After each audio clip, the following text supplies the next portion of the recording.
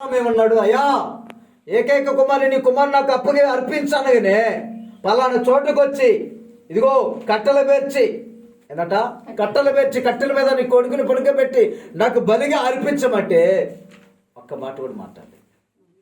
ఒక్క మాట కూడా మాట్లాడలేదు.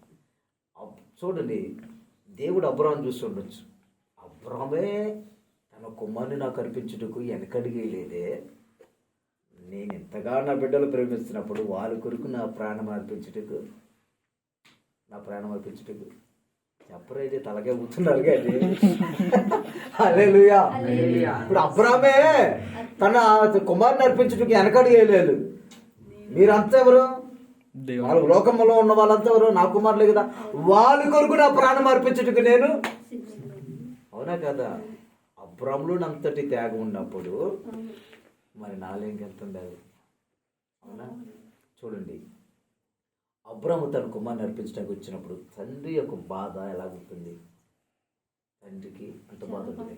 పైకి కుమారుడు అడుగుతున్నప్పుడు సమాధానం చెబుతూ ఉండొచ్చు. మనసులో ఎంత వేదన ఉంటుంది, మనసులో ఎంత వేదన ఉంటుంది.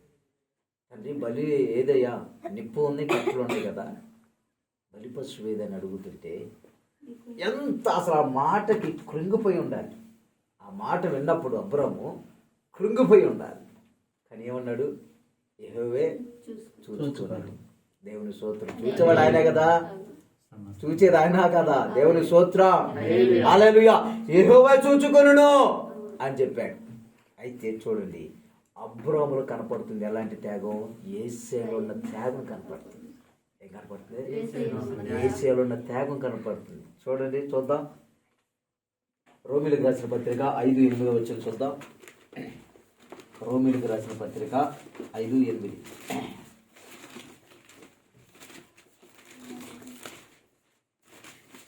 రోమీయులకు 5:8. 5:8. అయితే దేవుడు మన ఎడల తన ప్రేమను వెల్లడిపరుచుచున్నాడు.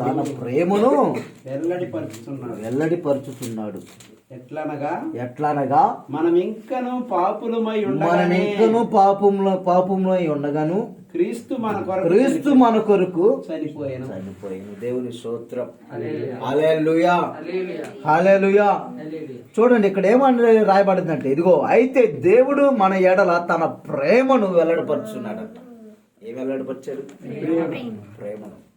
ఎలాంటి ప్రేమ? అమ్మ, నేను నిన్ను ఎంత ప్రేమిస్తున్నానంటే ఆ ప్రేమకు అర్థం ఆనవాళ్ళు చూపించాలి.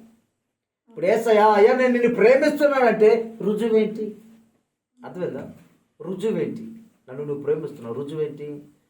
కావాల్సినవి తెస్తే ప్రేమించినట్ట, అడిగిన ఇస్తే ప్రేమించినట్ట, నీకేది అవసరం తెలుసుకొని తీసుకొస్తే ప్రేమించినట్ట.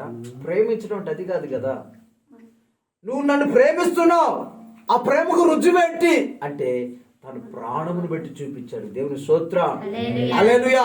నేను ప్రేమిస్తున్నా, ఆ ప్రేమను వెల్లడిపరుచున్నా. చూడు ఎలాగంటే, ఇదిగో నీవు ఇంకా పాపంలో ఉండగానే ఎలాగున్నావు మనము? ఆయన చనిపోయినప్పుడు ఇంకా మన పాపంలో ఉన్నాం. ఎలాగున్నాం? పాపంలో. ధర్మశాస్త్రంలో పాపము చేస్తే ఏం చేసేవాళ్ళంట? పరిశుద్ధ బలి అర్పించేవాళ్ళు. ఏమర్పించేవాళ్ళు?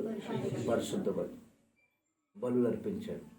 ఒక బలిని అర్పించటం వలన ఒక వ్యక్తి జీవితం పరిశుద్ధపరచబడుతుందా? గొర్రె పిల్లనే తీసుకొచ్చావు, బలి అర్పించాలి. గొర్రె పిల్లను బలి అర్పించినప్పుడు గొర్రె పిల్లను బట్టి ఆ వ్యక్తి పరిశుద్ధపరచబడతాడా?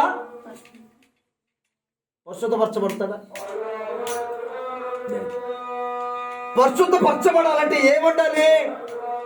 ఒక వ్యక్తి పాపం నుంచి విడిపించబడి, శాపం నుంచి విడిపించబడి, ఇదిగో వారు పాపంలో నుంచి, శాపం నుంచి, అపరాధం నుంచి విడిపించబడి వాళ్ళు నీతిమంతులుగా ఉండాలంటే పరిశుద్ధులైన ఒక వ్యక్తి కావాలి.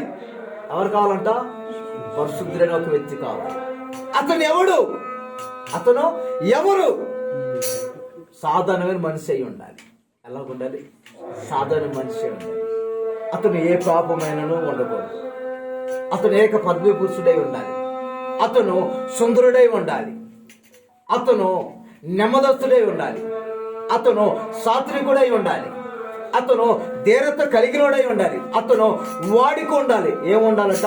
ఇంకా చదువుగా తను వాడుక చొప్పున. అంటే వాడుక అంటే ఏంటి? తన వాడుక చొప్పున.